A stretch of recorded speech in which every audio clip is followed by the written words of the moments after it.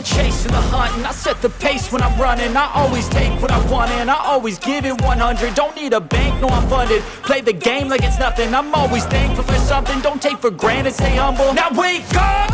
It's time to look at the enemy. Look in the mirror if he is no friend to me. It's not working out, maybe it's the chemistry. It's time to break up so I can make a better me. Better believe in your mind, cause it's everything. You can mold, shape, find almost anything. All it takes is some time and some clarity to find your identity. It's mind over everything.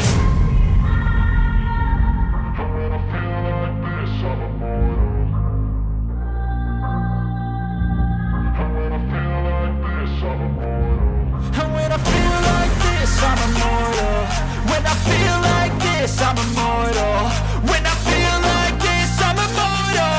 When I feel like this, I'm immortal. Don't be scared. Just give me up. Don't be scared.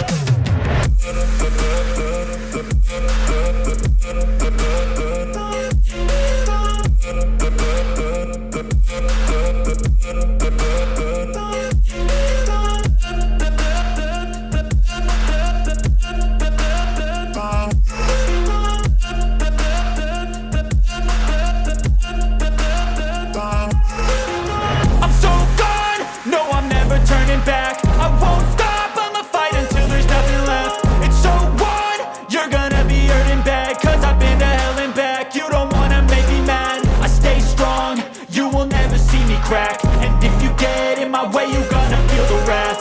Gotta say it to my face while he's looking back. Mirror breaks after math, when I hate I attack.